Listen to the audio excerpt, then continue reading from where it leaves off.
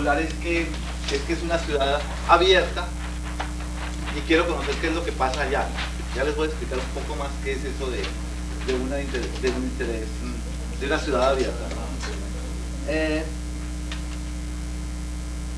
En concreto, sería bueno, se le fue robando, se fue construyendo dentro de ella. Tiene unas murallas fortificadas, fueron declaradas Patrimonio de la Humanidad en 1996, fue fundada en el siglo XIII y habría otra cosa que investigar ahí. En el siglo XIII y en el siglo XVII se creó la Compañía Holandesa de Indias. Sabemos que América lo descubrieron más portugueses, españoles, ingleses, pero también sabemos que el oro y la plata vino un poco más para acá, llegó aquí, llegó a Alemania y llegó a Holanda, donde se creó la Compañía Holandesa de Indias, que dio origen al Banco de Holanda. Entonces sería interesante saber cómo llegó esa plata ahí y por qué fue tan importante Holanda, ¿no? Bien, bueno, es la capital de Holanda, Ámsterdam, y Benelux está conformado, que es, digamos, lo inicial de ellos, Bélgica, Holanda, Luxemburgo, que fue como anterior a lo que es hoy la Comunidad Económica. Para el domingo vamos a tener una temperatura entre 14, máxima de 14 y mínimo de 8 grados, para que sepamos qué vamos a llevar, pero investigamos un poco más porque hoy nos dan ese dato y puede variar el dato. Estoy hablando muy rápido, compañeros, lo que pasa es que tengo poco tiempo y quiero es como dejar en ustedes metidos unos interrogantes. Esto es muy importante. Dice que son muy caros los restaurantes y que los más baratos son comida asiática y snack. No nos metamos con una comida italiana, nada. Bueno, la ciudad abierta es una experiencia piloto mundial. Es una experiencia piloto mundial porque es una ciudad donde se han asumido leyes de tolerancia. La droga blanda es legal y la prostitución es legal. Por eso se llama también drogoturismo. Hay mucha gente de toda Europa que vaya a fumarse sus tabacos y a bailar y a gozar. Es importante en ese sentido por ver nosotros cómo funciona una ciudad, un pedacito del mundo donde la droga blanda es legal.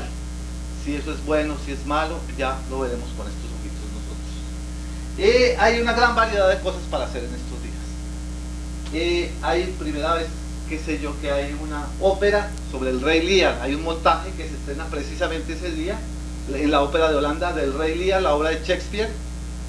Sería bueno saber a qué hora se sabe. Ustedes, cuando van ustedes, todavía se están presentando, es una temporada larga. Están los museos del Bosco y Van Gogh, que son dos de los grandes pintores de la historia de la humanidad, para que averiguemos en qué museos, a qué horas están abiertos. El Bar Queens, donde hay drag queens, que es mañana les traigo una revista donde hay algunos drag queens, que puede ser interesante mirarlos. El Bar Windsor tiene blues, punk y rock. El Club de Arena tiene música de los 60, 70 y 80, y los que se quieran tatuar pueden hacerlo también allá. Bueno, ¿qué más les cuento yo? Hace años ya Ámsterdam ha inspirado a poetas, escritores, intelectuales. Decía Montesquieu en 1894, las calles de Ámsterdam son bellas, limpias, amplias. Hay grandes canales con hileras de árboles. En las calles principales de la ciudad los barcos llegan hasta las casas.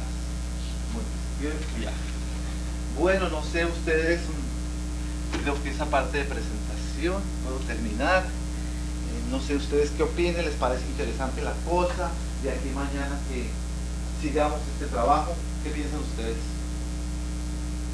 ¿Te interesa conocer más de Ámsterdam antes de ir?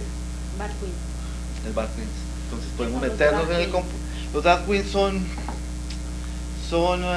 es una moda que apareció en Barcelona, es muy fuerte en Inglaterra y en Ámsterdam, y se disfrazan de todos con tatuajes. Ah, ya. Es un poco difícil, pero mañana voy a traer una revista donde hay varios drag queens. Señor González, Sí, señor. ¿qué son las drogas blancas? Las drogas blandas. Ah, Blandas, blandas. Droga blanda es marihuana. Básicamente yo creo que es marihuana, ¿no? Creo que de cocaína para adelante ya son drogas duras, pero ellos hablan de drogas blandas, así que debe ser más que marihuana. O Entonces, porciones pequeñas de... ¿O hashish? no. Hashish, exacto. Marihuana y hashish se puede fumar legalmente. Señor González, Sí. ¿qué onda con la prostitución? Pues dicen que la prostitución en todos los países del mundo las leyes son muy hipócritas generalmente en el mundo, ¿no? Y aquí en Ámsterdam es la única parte donde la prostitución es legal. O sea, tú puedes pagar por tener relaciones sexuales con una mujer, con un hombre. Y no es un delito, un pecado. ¿Sí, madre? Ay, hijo. No, me tengo el Bueno, entonces yo creo que lo interesante no es solamente lo que yo les he contado, sino que de aquí a mañana cada uno explore un poco más y podamos complementar este tema. Gracias. Compañeros, buenas tardes. Buenas tardes. Buenas tardes. Este método que vamos a presentar se llama exposición impulso y su objetivo es impartir informaciones verbales bien estructuradas e incitar a pensar y a hablar sobre el tema. Entonces, nuestro tema va a ser socializar formas de orientación en la ciudad. Sus objetivos son flexibilidad para aprender, participar de las experiencias y creatividad para aprender. Bueno, nuestro tema concreto que vamos a desarrollar, ¿sí, compañero? No, nada. No, perdón. Nuestro tema concreto que vamos a desarrollar es socializar formas de orientación en la ciudad. ¿Qué ocurre? Nosotros, las 12 personas que estamos aquí participando en este taller, venimos de Latinoamérica, de diferentes procedencias. En algunos de nuestras ciudades, de nuestros países, no existe metro, no existen trenes urbanos. De todas formas, la organización del transporte es muy distinta en nuestros países que en esta ciudad a la que hemos llegado, a Colonia.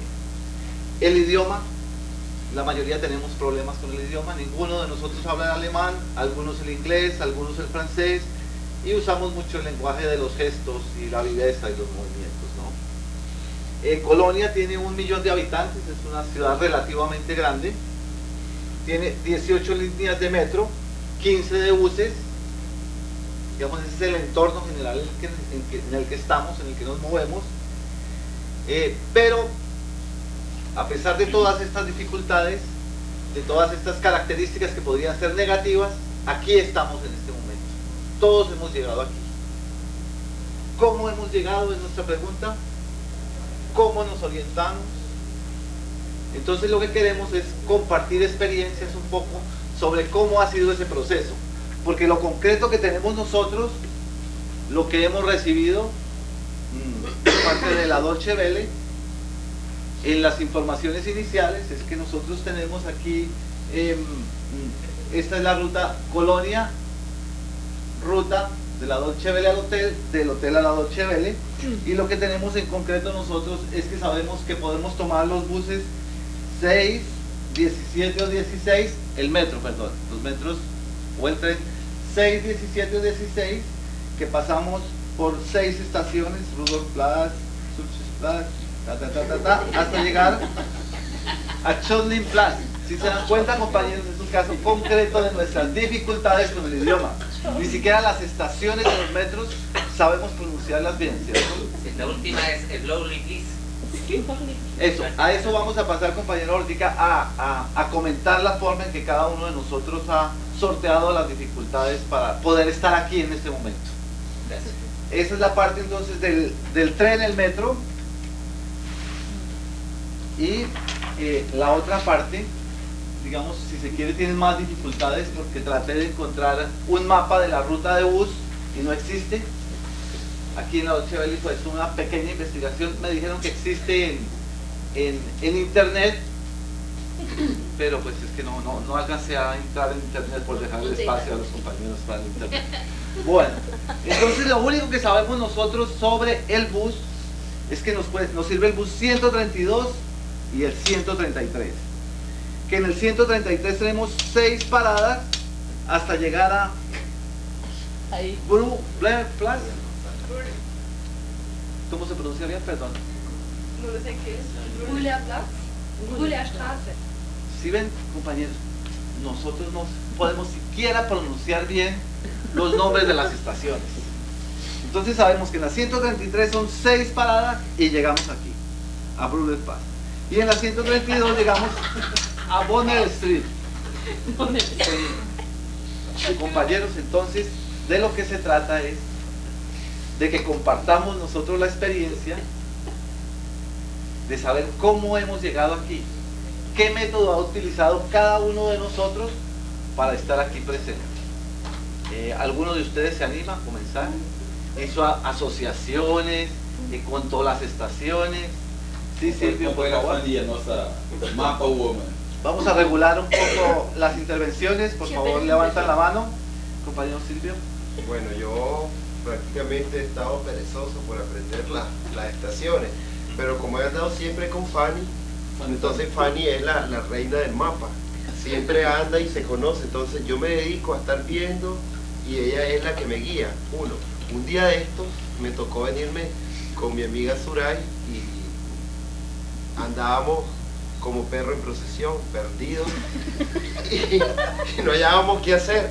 Entonces yo descubrí algo, que lo mío es visual, entonces el inconsciente más o menos me decía dónde me tenía que bajar, y utilizando mucho las cosas que hay en las tiendas, los edificios, los nombres de las tiendas, entonces más o menos las apotecas, buscándolas y ubicando más o menos dónde me podía bajar, pues más visual y por medio de ella, que es la que me haga. Bueno, entonces ahí tenemos un ejemplo concreto, la forma visual para orientarse. También lo que se hace en estos grupos, en muchos grupos a veces uno no tiene tiempo, no tiene las ganas, y como dices tú, Silvio, se unieron a Fanny para viajar algunas veces. Fanny, ¿cuál es tu forma de orientación? Cuéntanos. Bueno, yo sé que cerca del hotel está la parada de Rudolfplatz, ¿verdad? Y yo ese nombre no se me olvida nunca porque yo lo relaciono con un voluntario del Principado de Liechtenstein, que es el que nos ayuda en el ICER. Yo no sé si tiene algo que ver con la fundación que no manda el dinero al ICER. Entonces él se llama Rudolf. Entonces yo viendo el mapa de donde esté, yo sé que tengo que llegar a Rudolfplatz, entonces leo los mapas y veo cómo llego. Entonces ahí encontramos otra forma que es como un poco hacer asociaciones. ¿Isela? Yo creo que es más técnica, ¿no? Cuando llegué me preocupé por observar bien lo de los metros, algunos de los números, y ver cómo funcionan los metros, porque a veces no puedes estar abriendo el mapa así de grande, ¿no? Y buscar dónde está, a veces incluso lleno, incluso en el metro cuando no está. Entonces la idea es ver qué haces. Cuando llegas a una estación buscas el tablero de información y saber qué me indica qué, los nombres de las plazas, el tiempo en que vas a llegar, el número. Entonces lo que hago yo siempre es buscar dónde me encuentro, ir a eso y ver en cuánto tiempo va a venir, cuánto falta, para dónde va.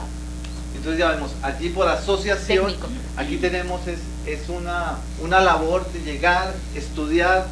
En el momento en que uno llega a la ciudad, estudia el mapa, se ubica, subraya. ¿Cuál sería tu experiencia, compañero Lamas? Un poco mezcladas algunas de las que dijeron. Como Silvio los primeros días me iba con alguien que ya sabía. Y después inventando nombres para pronunciar de otra manera. Para nosotros, por ejemplo, con Víctor y Leo, Glovidplatz es Slowly Please.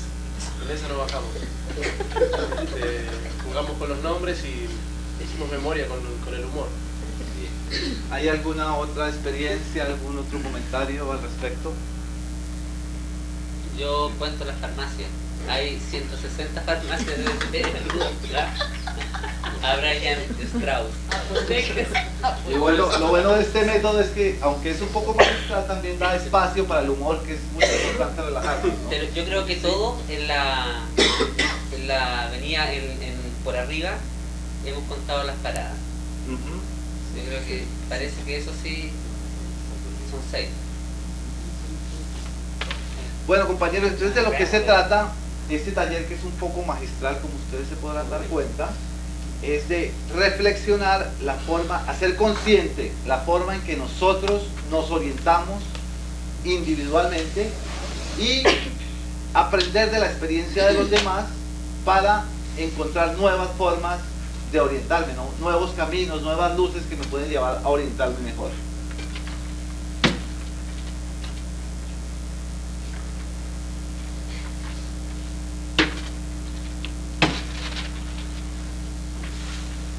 Este taller, este método, básicamente, ¿cómo se realiza? Información verbal bien estructurada, en otros momentos ojalá podamos estructurarla mucho mejor, y capacidad de un capacitador con facilidad de expresión, que esperamos también encontrar uno que tenga mayor capacidad de expresión para evitar este tipo de talleres, ¿no? ¿Cuándo lo utilizamos? Generalmente lo utilizamos para la presentación de un tema y cuando es necesario socializar experiencias. Este es, señores, entonces la forma que hemos presentado este método. Muy bueno. Queremos entonces evaluar los pros y los contras. Por favor, cada uno de ustedes vaya pensando, vaya meditando en cuáles son los pros y los contras de este método, y para que nos ayuden colocando ustedes en esta tarjeta. Les puedo dar dos porque tienen muchas ideas, compañeras.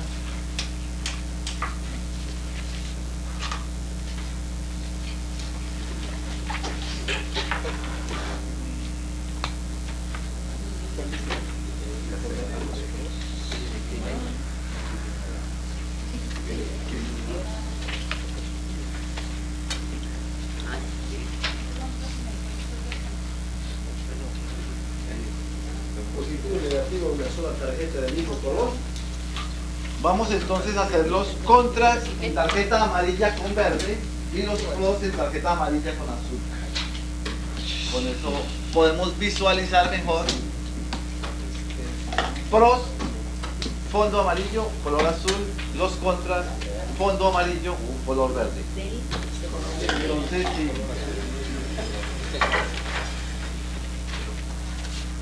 Podemos comenzar ya entonces. Vamos a colocar a este lado los pros. Los pros. Compañero. Mi asistente me contribuye aquí y los contras.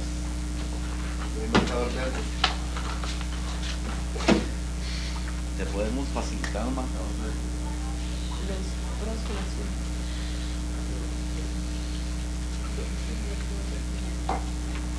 Entonces vamos calentándonos. Contras, por ejemplo.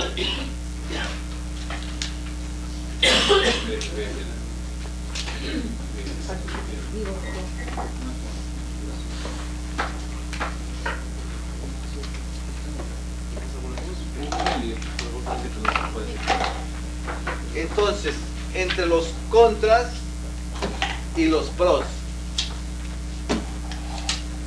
En los pros encontramos que es partir de la experiencia para aprender, ¿no? Partir de la experiencia propia.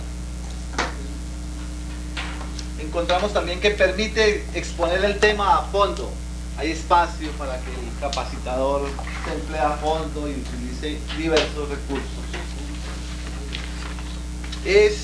Dicen es participativo porque da la palabra, da la posibilidad de que participen los talleristas. Induce a hablarnos del tema. ¿Algunos más pros y contras? Pros y contras, pros y contras, pros y contras. Ya los cogimos un poco cansados, pero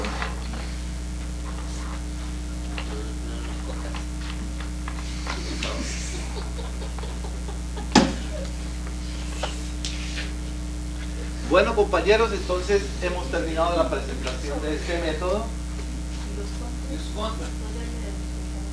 Ay, qué pena. En los contras encontramos que es muy verbal. Nos acabamos de dar cuenta también que el tallerista es el centro, si se dan cuenta, es un poco autoritario. Y exige conocimiento previo del tema por parte de los participantes. Y ahí nomás me parece. Claudia, ¿te has inspirado? Sí, pero también puede decir, no solamente yo voy a escribirlo, pero no le falta una palabra para explicarlo. Me falta la palabra. Exacto. Pero lo puedes expresar verbalmente. Sí, algunas veces me parece que es la posibilidad que durante la encuesta y la entrevista que pasa aquí, no aquí, pero cuando utilizamos este método, tenemos que tener como capacidad o una fuerza para no perder el hilo. Sí. Sí, que parte un poco de queridos compañeros, siguiendo el desarrollo de este taller que hemos organizado con ustedes los reporteros de Radio JPEG, en un convenio que hemos hecho Radio JPEG y Revista Número, va a ir el director de ustedes, gente de ustedes, a Colombia también a dar un taller sobre cómo trabajan ustedes, y he venido yo con un asistente nuestro de la revista a contarles algunas cosas, algunos hechos, algunas formas de trabajo nuestro, ¿no? Como comenzamos hoy, fue una especie de ejercicio, si se quiere, como una cosa un poco postiza, de algo que ocurrió en Colombia hace unos 20 o 30 años, ¿no? ¿Qué tratamos nosotros? De mirar qué pasa con un reportaje, de analizar un reportaje.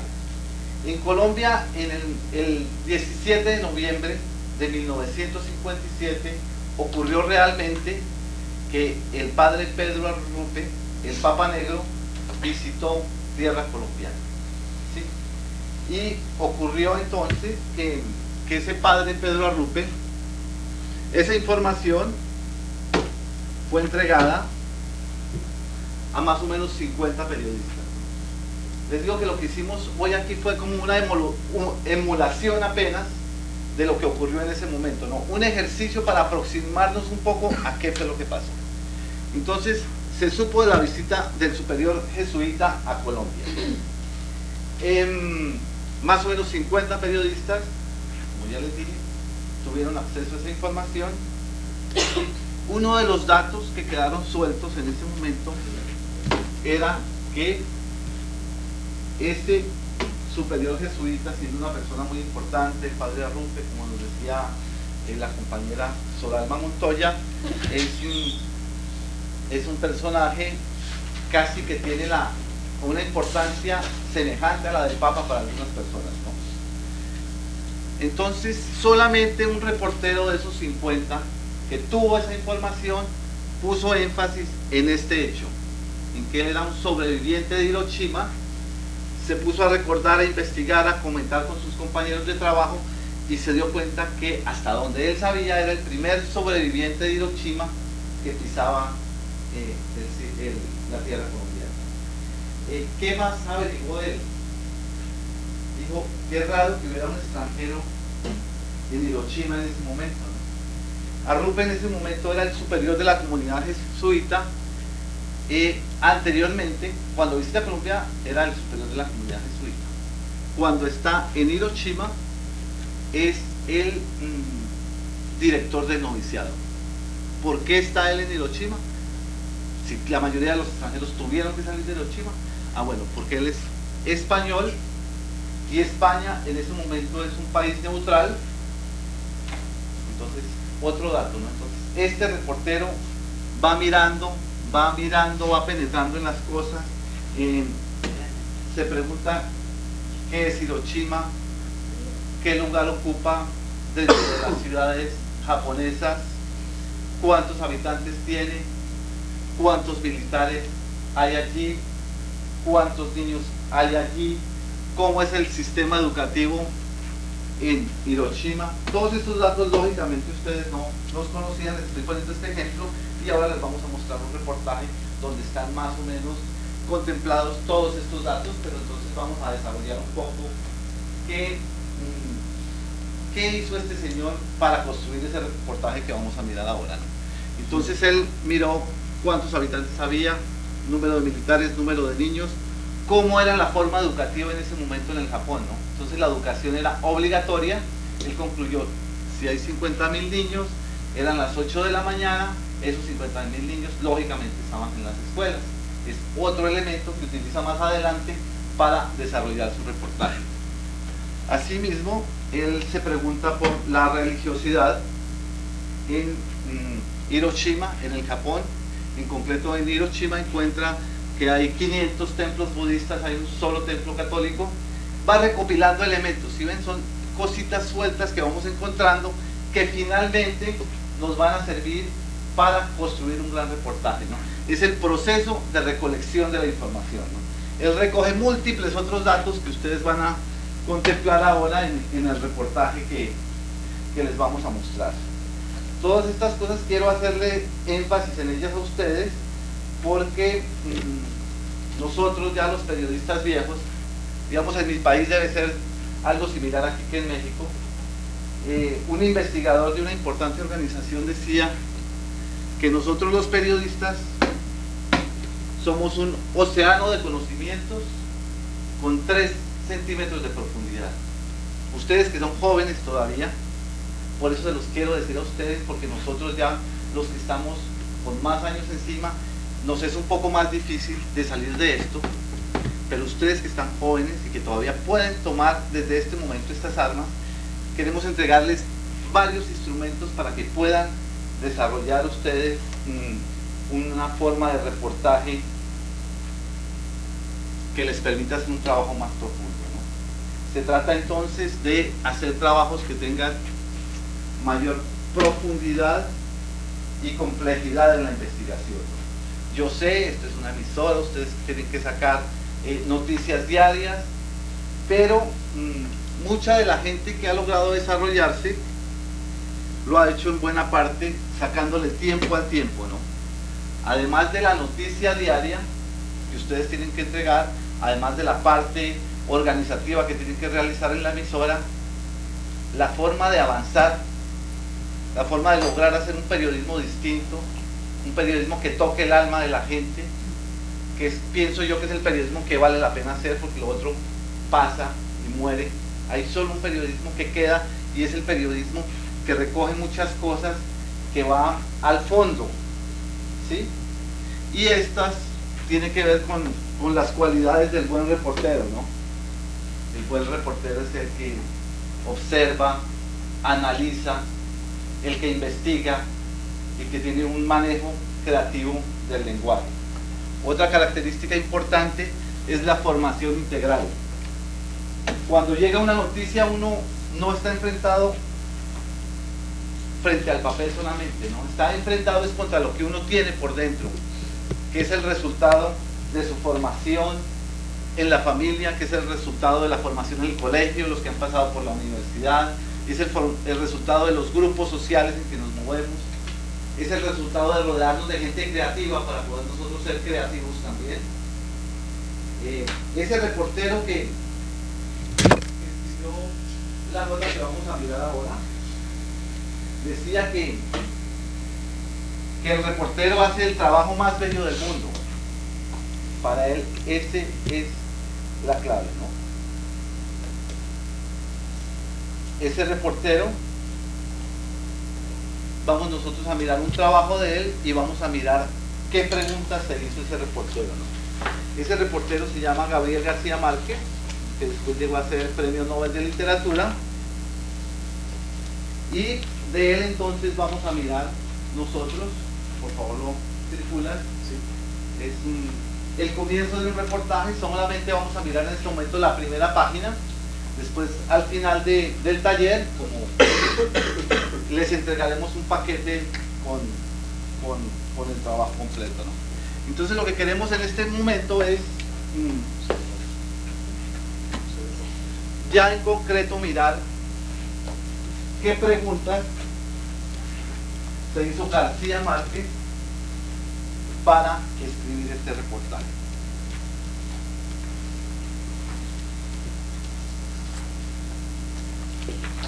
Si les parece bien, entonces vamos a leerlo en la forma en que comenzamos a hacer la primera lectura. Tú comienzas y donde hay punto sigue el compañero de la derecha. Danos el título, el autor, etc. Habla un testigo de la primera explosión atómica en Hiroshima a 1.000.000 de grados centígrados, por Gabriel García Márquez.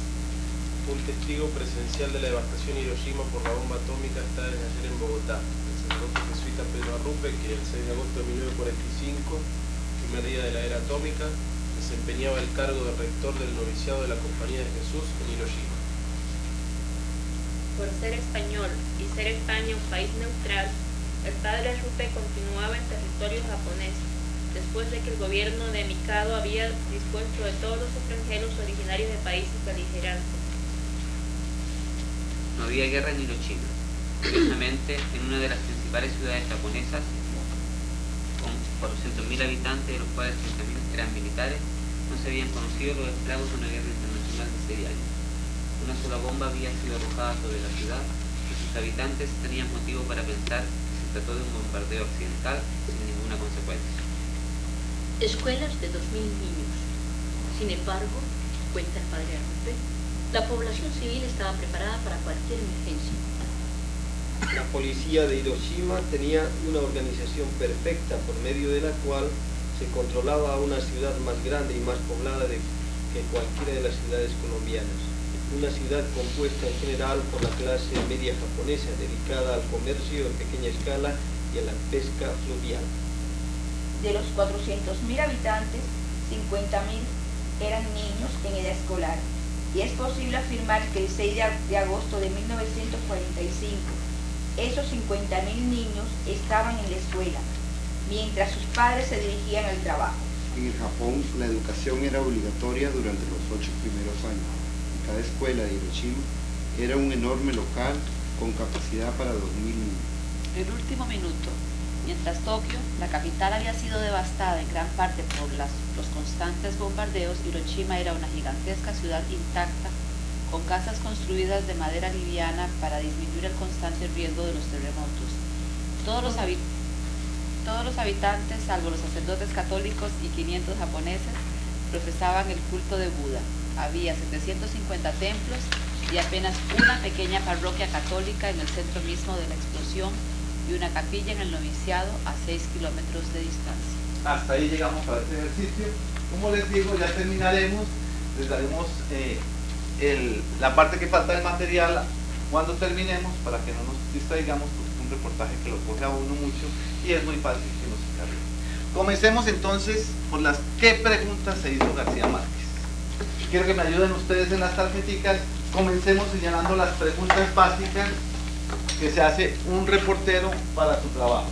Si quieren las vamos diciendo en voz alta para no repetirnos. ¿Quién? Por favor, escribe.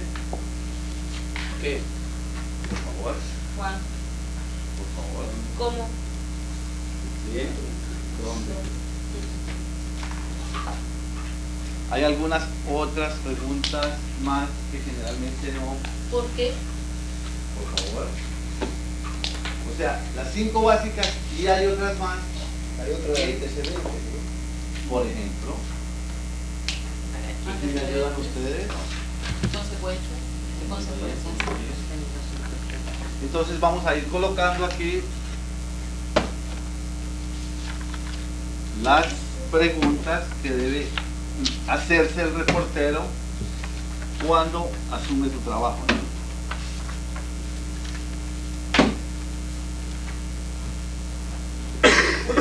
Hay algunas otras que nos falten, por favor. ¿Por qué? ¿Para qué? ¿Qué enseña? ¿Qué? ¿Por qué? ¿Hay alguna reflexión aquí? ¿Quién es? ¿Consecuencias? ¿Bien? Bueno, digamos que aquí tenemos el esquema básico. Avenor.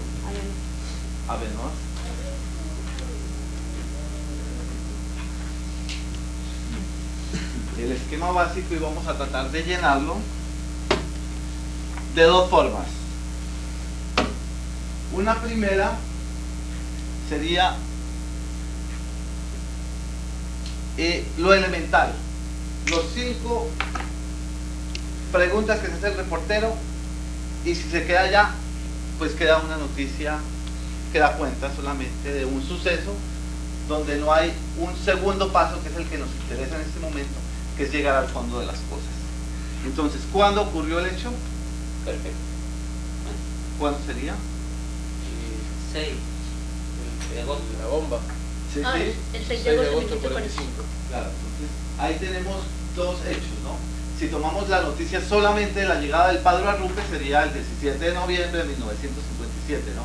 Ese es un lado, ¿no? Si vamos un poco más al fondo, tenemos otra fecha, ¿cierto? Entonces tendríamos un cuándo en dos niveles. Un cuándo, que es la llegada de Arrupe a Colombia, y un cuándo es cuando ocurre el bombardeo de la bomba atómica. ¿El dónde? Claro, en Hiroshima dices tú, claro. El dónde sería en Bogotá para la noticia escueta, y en Hiroshima para donde estalló la bomba. El cómo, arribó este señor y lo que hace este señor aquí todo, pero el cómo, ¿qué fue lo que ocurrió allá? Pues cómo ocurrió el exacto. bombardeo. El qué, La visita que pasó. Lo que pasó en Hiroshima. claro. Por un lado la visita a Bogotá, y por el otro lado ya sería El lo hecho. que pasó, exacto, en Hiroshima. El quién, las consecuencias, quién es, por qué. Entonces podemos seguir desarrollando este ejercicio en ese sentido de lograr ir un poco más allá de la información elemental que recogemos generalmente, para convertirnos en verdaderos reporteros que den cuenta con profundidad y con manejo creativo de los lenguajes de los hechos. Muchas gracias. ¿Tienes alguna pregunta? No, yo solo tengo una inquietud, ¿no? Sí. Y es, hay una reportería, están los elementos básicos que están ahí descritos, Sí. y es la comparación de un reportaje para prensa y un reportaje para radio en tan poquito tiempo. Sí, claro. Entonces íbamos a este mismo contexto que decimos, digamos, hay dos niveles. Uno es el nivel en que tú como reportera de Radio Yepec tienes que dar la información, ¿cierto? Y eso es necesario. Pero yo considero que no es suficiente. En mi trabajo que yo he realizado, la gente, los compañeros que han salido adelante son los que después de hacer esa información diaria sacan tiempo de su tiempo, porque como me decía el director de Radio Yepet, no hay tiempo en Radio Yepet para dejar a la investigación diariamente un espacio, o para dedicar 2 o 3 reporteros a la investigación. No hay ese espacio. Mi llamado, y por lo que he visto en otros medios, es a que quien quiera de nosotros, el que de verdad quiere como salir adelante, el que quiere penetrar en las cosas, saque tiempo de su tiempo para la investigación, para profundizar en esa formación integral, y de esta forma dar vida a unas obras, a unas creaciones distintas, ¿no? Que es lo que le van a permitir después crecer y tener un reconocimiento distinto. No sé si hay otra pregunta. Sí, yo a todos los compañeros pues quiero decirles que siempre hemos tratado, hemos querido que la información que se emite a través de la emisora sea de verdad útil, como lo mencionaba Ciro, ¿no? Información que responda a necesidades, ¿no?